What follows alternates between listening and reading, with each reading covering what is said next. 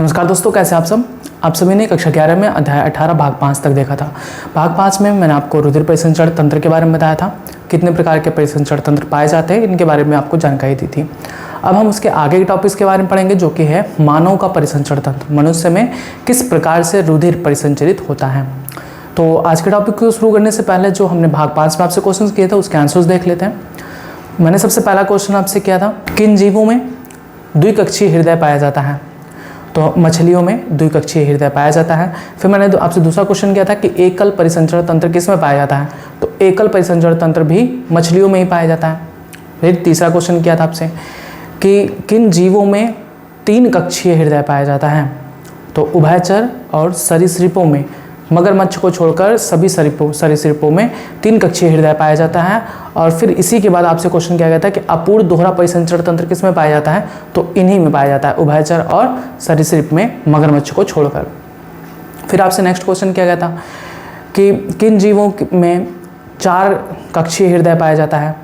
तो चार कक्षीय हृदय पाया जाता है मगरमच्छ, पक्षी और स्तनधारी में। लास्ट क्वेश्चन किया गया था कि किन में दोहरा परिसंचरण तंत्र पाया जाता है। तो दोहरा परिसंचरण तंत्र यानी डबल सर्कुलेटरी सिस्टम इन्हीं में पाया जाता है, पक्षी, मगरमच्छ और स्तनधारियों में। आज का टॉपिक है मानव परिसंचरण तंत्र। मनुष्य में किस प्रकार से रुधिर का परिसंचरण होता है। इसको समझाने के लिए हम आपको एक फिगर बना के रखे हैं, जिसमें आपको थोड़ा सा बताने की कोशिश की जाएगी कि किस प्रकार से रुधिर का परिसंचरण हमारे पूरे शरीर में होता है। पहले तो हम ये याद कर लेते हैं कि परिसंचरण किसे कहते हैं। मैंने आपको बताया था, रुधिर का सारे शरीर में चक्कर लगाने की क्रिया ही क्या कहलाती है, परिसंचरण कहलाती है। और ये परिसंचरण किसके माध्यम से होता है, एक पेशीय अंग के माध्यम से। उस पेशीय अंग को क्या कहते हैं, हृदय कहते हैं। ध्यान से समझिएगा, रुधिर का सारे शरीर में चक्कर लगाने की क्रिया क्या कहलाती है, परिसंचरण। मनुष्य में रुधिर सारे शरीर में चक्कर कितने समय में लगाता है, 25 सेकंड में। 25 सेकंड में एक साइकिल कंप्लीट हो जाती है रुधिर का। रुधिर हमारे पूरे शरीर में एक चक्कर लगाती है 25 सेकंड में। ठीक, याद रखेंगे। और ये किसके माध्यम से संपन्न होता है, एक पेशीय अंग के माध्यम से, जिसे हम कहते हैं हृदय। यानी हृदय क्या करता है, रुधिर को हमारे शरीर के समस्त भागों तक पंप करने का कार्य करता है। रुधिर क्या करता है, हृदय क्या करता है, रुधिर को पंप करने का कार्य करता है। ये जो हृदय है वो पेशीय अंग है, मस्कुलर ऑर्गन। यानी इसमें मैक्सिमम जो पार्ट है बाहर से अंदर से वो मसल से बना हुआ है, जो आवर्तीय रूप से सिकुड़ती रहती हैं। उनके सिकुड़ने से ही रुधिर पंप होता है ऊपर और नीचे की तरफ। इस तरह से कहेंगे कि हृदय की पेशियां आवर्तीय रूप से सिकुड़ती रहती हैं, जिससे रुधिर पंप होता है। अब जो बार बार पूछे जाने वाला टॉपिक है, अभी हम उसके बारे में समझते हैं। सबसे पहले हम पढ़ेंगे रुधिर वाहिकाओं के बारे में। रुधिर वाहिका, जिसके माध्यम से रुधिर हमारे शरीर में परिसंचरण करती है। ये जो देख रहे हैं ये क्या है, रुधिर वाहिका है। ये सब क्या है, रुधिर वाहिका हैं।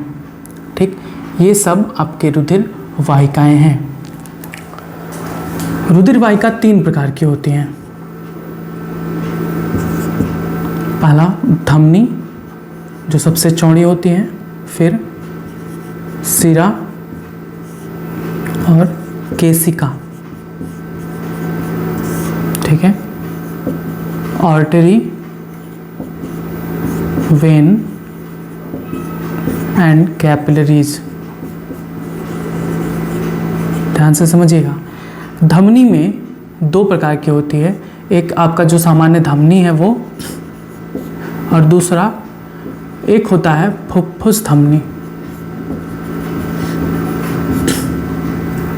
सिरा भी 2, एक जो सामान्य प्रकार का सिरा है और दूसरा फुफ्फुस सिरा।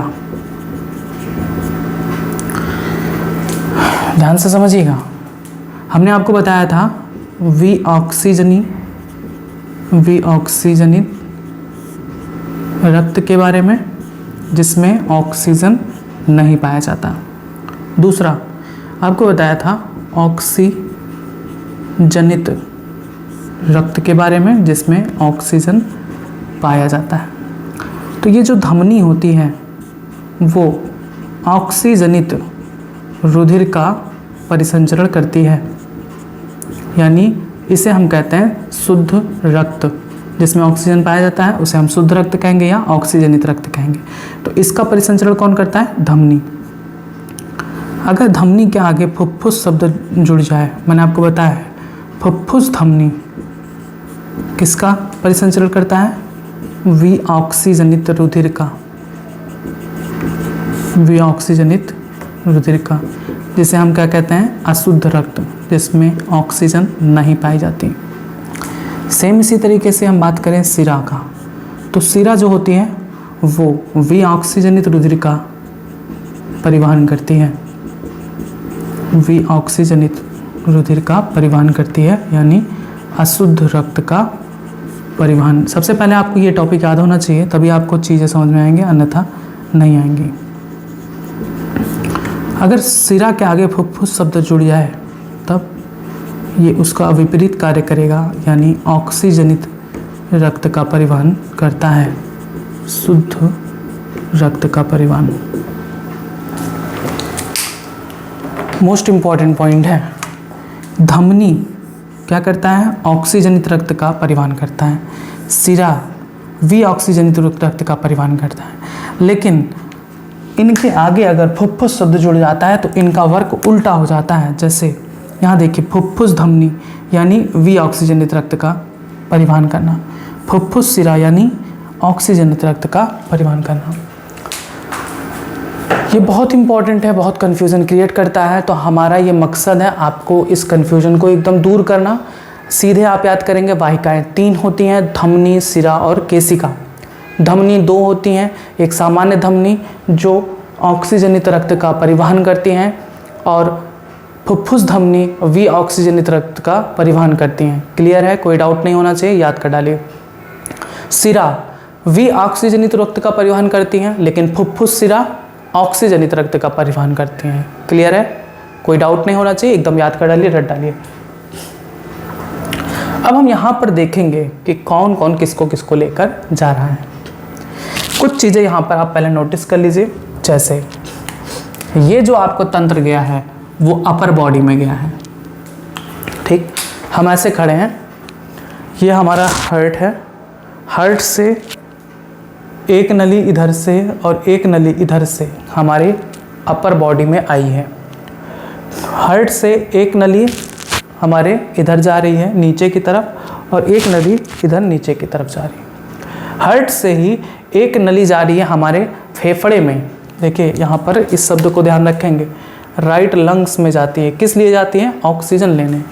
और लेफ्ट लंग में जाती है, ठीक। हार्ट से एक नली गई इस फेफड़े में और एक नली गई इस फेफड़े में, ऑक्सीजन लेकर वापस आती है। बस आपको यहाँ पर ये ध्यान रखना है कि कौन क्या चीज़ लेकर आता है।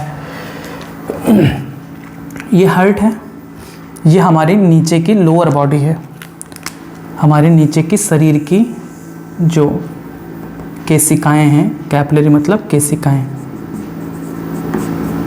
ठीक। यहाँ ऊतकों को ऑक्सीजन देने के बाद, अभी रेड है, मैंने आपको बताया था जब ऑक्सीजन होता है तो रेड होता है, जब ऑक्सीजन नहीं होता है तो उसका रंग बैगनी हो जाता है। यह है सिस्टम ऑफ वेन्स यानी सिरा। देखिए ये क्या है? सिरा। और आप देख रहे हैं इसमें ऑक्सीजन नहीं है, सिरा। और आपको बताया गया है सिरा किसका परिसंचरण करता है? विऑक्सीजनित रक्त का, विऑक्सीजनित रक्त का। क्लियर है? कोई डाउट नहीं है, इसमें ऑक्सीजन नहीं है। अब हमको इस तरह से याद करना होगा कि ऊतकों से विऑक्सीजनित रक्त को सिरा हृदय के किस भाग में लाती है? ये भाग क्या हुआ? दायां, दाएं भाग में लाती है, ठीक। इसी तरीके से ऊपरी सिरे से भी सिरा क्या करती है? विऑक्सीजनित रुधिर को लाती है। देखिए ये डायरेक्शन यहाँ से नीचे से ऊपर की तरफ है इसके अंदर, ये डायरेक्शन है आपका ऊपरी बॉडी से हमारे हार्ट में, ठीक। अलिंद के माध्यम से निलय में और निलय से फिर ये पंप होता है किस में? ये है आपका फुफ्फुस सिरा।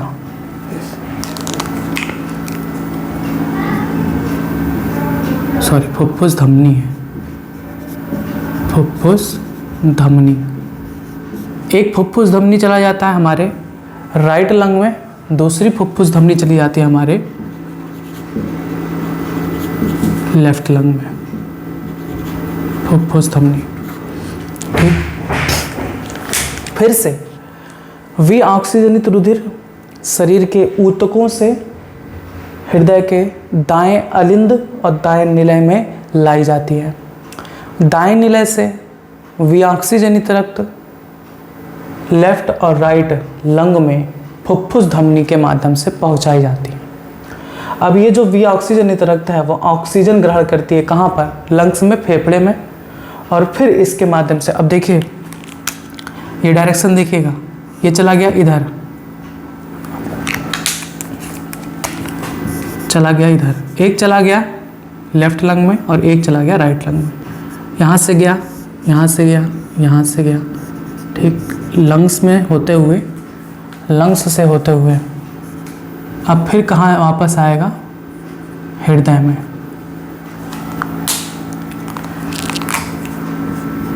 लंग्स से होते हुए फिर वापस हृदय में। हृदय में ऑक्सीजनेटेड ब्लड को कौन लाता है, ऑक्सीजनेटेड ब्लड को कौन लाता है, देखिए लिखा है पल्मोनरी वेन, यानी फुफ्फुस सिरा। ठीक है,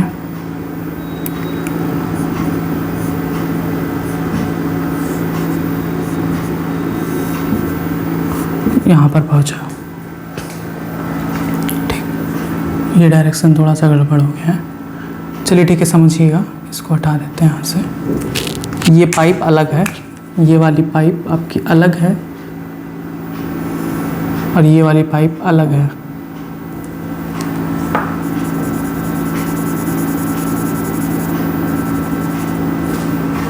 तो फेफड़े से ऑक्सीजनित रक्त को हृदय में, कौन से भाग में, बाएं हृदय में, बाएं भाग में कौन लेकर आता है, फुफ्फुस सिरा। ठीक है, ये क्या है, फुफ्फुस सिरा। जब आप ये याद कर लेंगे ना, बार बार चीज़ों को एकदम ज़बरदस्ती याद कर लेंगे ना, तब ये टॉपिक पूरी तरीके से समझ में आने लगेगी। फिर फुफ्फुस सिरा कहाँ पर लाया, बाएं हृदय में। अब बाएं हृदय के अलिंद में, फिर निलय में, निलय पंप करता है रुधिर को इस जगह पर, यहाँ से रुधिर वापस पंप होता है ऊपरी शरीर में, जहाँ पर ऊतकों में पहुँचा दी जाती है ब्लड, जिसमें ऑक्सीजन वगैरह है, वहाँ से ग्रहण की जाती हैं और निचले भाग में पहुँचा दी जाती हैं साथ ही साथ। क्लियर है, अब कोई डाउट है बताइए। यही सर्कुलेशन चलता रहता है। चीज़ों को बस याद करने का तरीका आपको पता होना चाहिए। पहले, सबसे पहले आपको याद रखना है कि रुधिर का परिसंचरण एक पेशीय अंग के माध्यम से होता है, जिसे हम हृदय कहते हैं। हृदय की पेशियां आवर्ती रूप से सिकुड़ती हैं, जिससे रुधिर पंप होता है। रुधिर किसके माध्यम से सारे शरीर में परिसंचरित करता है, वाहिका के माध्यम से, रुधिर वाहिका के माध्यम। रुधिर वाहिका 3 प्रकार की होती है, धमनी, सिरा, केशिका। धमनी 2 प्रकार का, सामान्य धमनी जो ऑक्सीजनित रक्त का परिवहन करता है, जिसमें ऑक्सीजन पाई जाती है। फुफ्फुस धमनी जो वी ऑक्सीजनित रुधिर का स्राव परिसंचरण करती है। सिरा जो वी ऑक्सीजनित रक्त का परिवहन करता है, और फुफ्फुस सिरा जो ऑक्सीजनित रक्त का परिवहन करता है। अब आपको शुरू यहाँ से करना है कि ऊतकों से वी ऑक्सीजनित रुधिर सिराओं के माध्यम से हृदय के दाएं अलिंद से होता हुआ दाएं निलय में पहुंचता है। दाएं निलय से वी ऑक्सीजनित रुधिर पंप होता है हृदय द्वारा और फुफ्फुस धमनी के माध्यम से फेफड़े में जाता है। फेफड़े से रक्त ऑक्सीजन ग्रहण करके ऑक्सीजनित हो जाता है। अब ये ऑक्सीजनित रक्त फुफ्फुस सिरा के माध्यम से हमारे हृदय के बाएं भाग में आता है।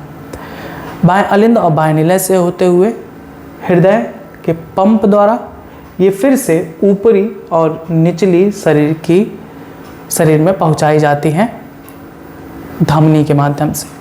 फिर धमनी से होता हुआ यह रक्त वापस ऊतकों को ऑक्सीजन देकर वापस लौटता है सिराओं के माध्यम से हृदय में। यह परिसंचरण चलता रहता है। ठीक, ये था आपका मानव का परिसंचरण तंत्र।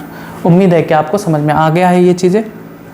ये फिगर बहुत इंपॉर्टेंट है, इसको बना लीजिएगा, बार बार समझिएगा। ये एक सिंगल साइकिल है जहाँ से कोई रिवर्स मोड नहीं है कि आपको कोई कन्फ्यूज़न हो। देखिए, स्टार्टिंग यहाँ से होता है, हृदय में गया, हृदय से फेफड़े में गया, फेफड़े से फिर हृदय में आया, फिर हृदय से उसी जगह पर आया, फिर उसी जगह से हृदय में गया, हृदय से फिर फेफड़े में गया, फेफड़े से फिर हृदय में, फिर हृदय से उसी जगह पर। ये पंप एक डायरेक्शन में चलता रहता है। रुधिर का परिसंचरण एक दिशीय होता है। वापस ना लौटो, इसलिए सिराओं में वाल्व्स पाए जाते हैं जिनके बारे में आपको आगे बताया जाएगा। तो आप इसमें हडिनाल के लिखेंगे मानव परिसंचरण तंत्र, लिखेंगे रुधिर का सारे शरीर में चक्कर लगाने की क्रिया परिसंचरण कहलाती है। मनुष्य में सारे शरीर में रुधिर को पूरे शरीर में चक्कर लगाने में 25 सेकंड का समय लगता है। आगे लिखेंगे रुधिर का परिसंचरण एक पेशीय अंग द्वारा होता है। यह पेशीय अंग हृदय कहलाता है। हृदय की पेशियां आवर्तीय रूप से सिकुड़ती रहती हैं, जिससे रुधिर का पंप होता है। रुधिर का प्रवाह सदैव एक दिशा में ही होता है। नेक्स्ट आप लाइन से लिखेंगे रुधिर वाहिका। रुधिर वाहिका लिखेंगे रुधिर शरीर में रुधिर वाहिकाओं के माध्यम से ही परिसंचरित होती हैं। यह 3 प्रकार की होती हैं, पहला धमनी, दूसरा सिरा, तीसरा केशिका। फिर आप लिखेंगे अगले लाइन से कि धमनी ऑक्सीजनित रक्त का परिवहन करती है, जबकि फुफ्फुस धमनी विऑक्सीजनित रक्त का परिवहन करती है। फिर अगले लाइन से लिखेंगे सिरा विऑक्सीजनित रक्त का परिवहन करती है तथा फुफ्फुस सिरा ऑक्सीजनित रक्त का परिवहन करती है। अगली लाइन से लिखेंगे तीनों प्रकार की वाहिकाएं यानी धमनी, सिरा व केशिका आपस में जुड़कर जाल बनाती हैं। लिखेंगे धमनी सबसे चौड़ी होती हैं, इनकी दीवारें मोटी तथा अप्रत्यास्थ होती हैं। धमनी विभक्त होकर धमनिकाएं, धमनी विभक्त होकर धमनिकाएं यानी आर्टीरियोल्स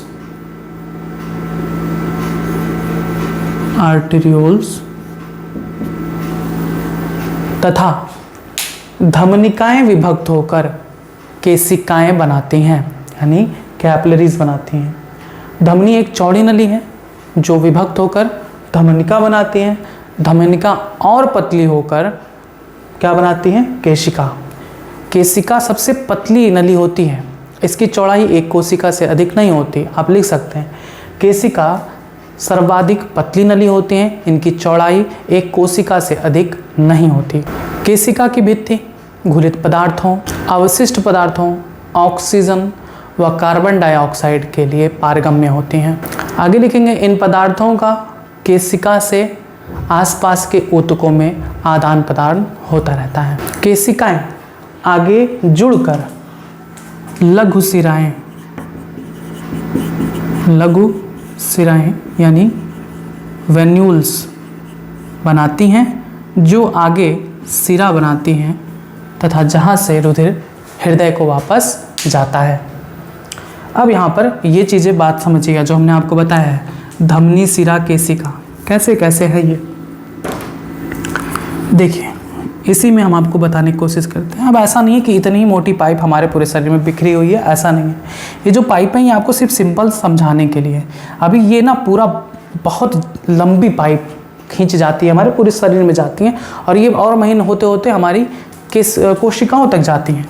थोड़ा सा आपको समझाने की कोशिश करेंगे, बाकी आपके दिमाग के ऊपर है कि आप कितना इसे समझ पाते हो। देखिए अभी ये क्या था? धमनी। हमने बताया धमनी विभक्त होकर क्या बनाती हैं? धमनी विभक्त होकर धमनिकाएं बनाती हैं और फिर धमनिकाएं विभक्त होकर क्या बनाती हैं? धमनिकाएं विभक्त होकर केशिकाएं बनाती हैं। ये धमनी था, धमनी विभक्त हो गया, अब इस पाइप को हम क्या कहेंगे, धमनिका कहेंगे। चूँकि धमनिका तो कोशिका तक जाती नहीं है, कोशिका तक तो जो महीन पतली भित्ति वाली नली होगी वही जाएगी, जिसे हम क्या कहते हैं, केशिका। अब ये पूरा जो सिस्टम है रुधिर परिसंचरण तंत्र का, इसमें जितनी भी नलियाँ आती हैं उसको बनाना पॉसिबल थोड़े ना है। आप इसको नेट में देखेंगे तो ये जाल की तरीके से पूरे शरीर में बिखरी होती है, नसों का जाल होता है, इन्हें सामान्य भाषा में हम नस कहते हैं। तो उतना बनाना पॉसिबल थोड़े ना है। थोड़ा कॉमन सेंस आप यूज़ करेंगे कि हमारे शरीर में ऐसे ही नलियाँ बिखरी होती हैं पूरे शरीर में, जो हर कोशिका तक जाती हैं। कोशिकाओं तक कौन सी रुधिर वाहिका जाती हैं, हमारी केशिकाएं, जो कोशिका से अधिक मोटी नहीं होती।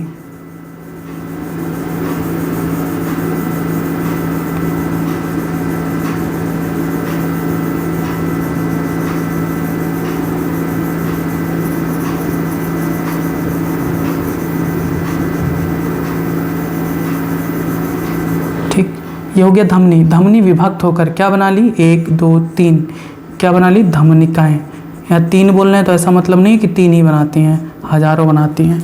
धमनिकाएं विभक्त होकर क्या बना लेती हैं, केशिकाएं। अब ये जो केशिकाएं हैं वो आपस में जुड़कर क्या बनाती हैं, लघु शिराएं। आपस में जुड़कर लघु शिराएं बनाती हैं। एक लघु शिरा,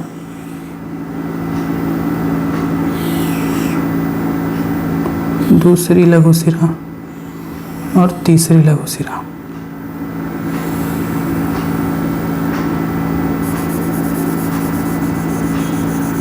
और फिर लघु शिराएं यानी वेन्यूल्स भी जुड़कर क्या बना लेती हैं, शिराएं बनाती हैं। पतली पतली पाइपें जुड़ेंगी तो उनसे और अधिक मोटी नली का निर्माण होता है।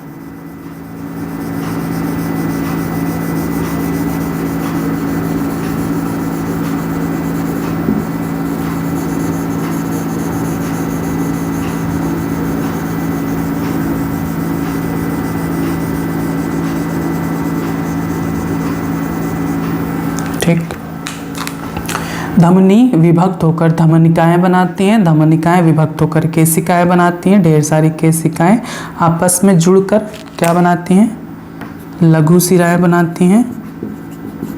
लघु शिराएं जिसे हम वेन्यूल्स कहते हैं। और ये वेन्यूल्स लघु शिराएं आपस में जुड़कर क्या बनाती हैं, शिरा बनाती हैं। बस यही मैंने आपको लिखवाया। ये हो गया धमनी, शिरा और केशिका के बारे में। अब आप लिखेंगे कौन कौन से रुधिर को कौन कौन लेकर आता है, तो लिखेंगे अगले लाइन से, इस प्रकार से धमनी शुद्ध रुधिर को हृदय से लाती है तथा यह रुधिर धमनी से धमनिकाओं तथा केशिकाओं के माध्यम से ऊतकों तक पहुंचाई जाती हैं। अब अशुद्ध रुधिर लघु शिराओं से होते हुए शिरा के माध्यम से हृदय में पहुंचाई जाती हैं। रुधिर का बहाव एक ही दिशा में हो, इसके लिए शिराओं में वाल्व्स पाए जाते हैं। मतलब इस तरह से दरवाजे पाए जाते हैं, कपाट होते हैं, वॉल्व्स होते हैं, जो बहाव की दिशा में ही खुलते हैं, जिससे रुधिर वापस दूसरी ओर ना आ सके। लास्ट लाइन लिखेंगे, फुफ्फुस धमनी तथा फुफ्फुस शिरा इस तंत्र में अपवाद हैं। लिखेंगे फुफ्फुस धमनी अशुद्ध रुधिर का परिवहन करती है तथा फुफ्फुस शिरा शुद्ध रक्त का परिवहन करता है। आइए अब आगे देखते हैं। मनुष्य में रुधिर परिसंचरण तंत्र 4 प्रकार से होता है, या रुधिर परिसंचरण 4 प्रकार से होता है, तंत्र नहीं कहेंगे। मनुष्य में रुधिर परिसंचरण 4 प्रकार से होता है। कौन कौन से, आइए समझते हैं।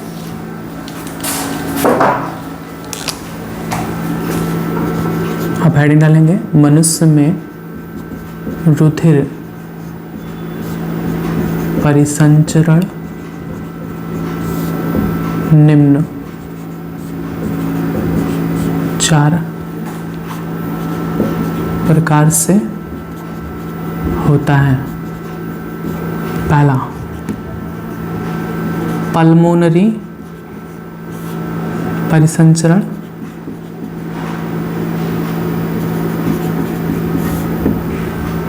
दूसरा सिस्टेमिक परिसंचरण, तीसरा हेपेटिक पोर्टल तंत्र, चौथा कोरोनरी परिसंचरण। बहुत इजी है, ज़्यादा दिमाग नहीं लगाना है, ध्यान से समझिएगा। पल्मोनरी शब्द यूज किया गया है, यानी फुफ्फुस, पल्मोनरी यानी फुफ्फुस, ध्यान से समझिएगा। मनुष्य का रुधिर परिसंचरण निम्न चार प्रकार से होता है। एक पल्मोनरी हो गया, पल्मोनरी का मतलब हृदय से कहाँ तक, फेफड़े तक, हृदय से फेफड़े तक, हृदय से फेफड़े तक, यानी हृदय से जो रक्त है वो किसके माध्यम से आता है, हृदय से रक्त फेफड़े में। देखिए ये फेफड़ा है, ये फेफड़ा है, यहाँ से हृदय से ये रक्त गया कहाँ पर, यहाँ से फुफ्फुस, मिला ना फुफ्फुस, फुफ्फुस धमनी के माध्यम से इधर, फुफ्फुस धमनी के माध्यम से इधर, ठीक। तो पल्मोनरी परिसंचरण का मतलब होता है कि हृदय से विऑक्सीजनित रुधिर का फेफड़ों में परिसंचरण। दूसरा सिस्टमिक परिसंचरण, यानी हृदय से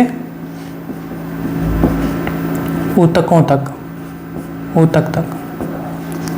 सिस्टमिक परिसंचरण में कौन आता है, ये हृदय से जो ऑक्सीजनित रक्त है वो ऊपरी भाग में किसके माध्यम से, धमनी के माध्यम से जाता है, निचले भाग में भी धमनी के माध्यम से जाता है। ये जो परिसंचरण है इसे हम कहते हैं सिस्टमिक परिसंचरण। हेपेटिक पोर्टल तंत्र कहाँ पर बनते हैं, तो ये बनता है पाचन तंत्र में। यह जो हेपेटिक पोर्टल तंत्र है वो पाचन तंत्र में बनता है। वहाँ पर जो वाहिकाएं हैं वो रुधिर को यकृत में लेकर जाती हैं, जहाँ पर उसकी शुद्धता होती है, जो वेस्ट मटेरियल है वो रक्त से छन जाते हैं और रक्त वापस आ जाता है। कोरोनरी परिसंचरण क्या कहलाता है, हृदय के अंदर ही जो परिसंचरण होता है, हृदय के अंदर, उसे हम कहते हैं कोरोनरी परिसंचरण। यानी ये जो रुधिर आया यहाँ पर भरा, ये जो रुधिर आया यहाँ पर भरा, इस प्रकार इस परिसंचरण को हम क्या कहते हैं, कोरोनरी परिसंचरण। तो बहुत ज़्यादा दिमाग मत लगाइएगा, ये बहुत कंफ्यूज कर देगा। इससे अच्छा है कि जितना सिंपल तरीके से आप पढ़िए उतना ही आपके लिए अच्छा है। जैसे जैसे आप सिंपल जब पढ़े रहेंगे तो वो आपको जब हायर क्लासेस में जाएंगे तो चीज़ें डिटेल में समझ में आएंगी। परिसंचरण चार प्रकार की, पल्मोनरी, सिस्टेमिक और हिपैटल और कोरोनरी। पल्मोनरी में क्या होता है, रक्त हृदय से फेफड़े में जाता है। सिस्टमिक में हृदय से ऊतकों तक जाता है। हिपैटिक में पाचन तंत्र में ये पाई जाती हैं, जहाँ पर रक्त यकृत में जाता है। कोरोनरी परिसंचरण यानी हृदय के अंदर, हृदय की भित्ति में, दीवारों में रुधिर का परिसंचरण कोरोनरी परिसंचरण कहलाता है। बस आप हेडिंग डालेंगे, मनुष्य में रुधिर परिसंचरण निम्न चार प्रकार से होता है। चारों प्रकार के नाम लिख के पहला आप हेडिंग डालेंगे, पहला पल्मोनरी परिसंचरण, और इसमें लिखेंगे इसमें निलय के सिकुड़ने से रुधिर दाएं निलय से फेफड़ों को तथा वापस बाएं अलिंद को आता है। फेफड़ों की पल्मोनरी शिरा से शुद्ध रुधिर हृदय के बाएं अलिंद में आता है। आगे लिखेंगे तथा शरीर का विऑक्सीजनित रक्त दैहिक परिसंचरण यानी सिस्टेमिक सर्कुलेशन के द्वारा दाएं अलिंद में पहुंचता है। शुद्ध रक्त बाएं निलय में पहुंचता है, वहां संकुचन द्वारा सारे शरीर में प्रवाहित होता है। आगे लिखेंगे विऑक्सीजनित रुधिर दाएं अलिंद से दाएं निलय में आता है, जहां से ये फेफड़ों में पहुंचता है, इधर और इधर फेफड़ों में पहुंचता है। इस प्रकार आगे लिखेंगे, इस प्रकार शुद्ध व अशुद्ध रुधिर का परिसंचरण अलग अलग होता है। इसे दोहरा परिसंचरण भी कहते हैं। केवल पल्मोनरी शिरा शुद्ध रुधिर को फेफड़े से हृदय में लाती है। हृदय द्वारा अशुद्ध रुधिर को ऑक्सीजन प्राप्त करने के लिए फेफड़ों में फुफ्फुस शिरा पहुंचाता है। हृदय द्वारा रुधिर को ऑक्सीजन के लिए हृदय से फेफड़ों में पहुंचाने का कार्य फुफ्फुस धमनी का होता है। आगे लिखेंगे, इस प्रकार रुधिर की शुद्धि फेफड़ों में होती है तथा ऑक्सीजनित रुधिर फेफड़ों में आता है। इस प्रक्रिया को ही पल्मोनरी परिसंचरण कहते हैं।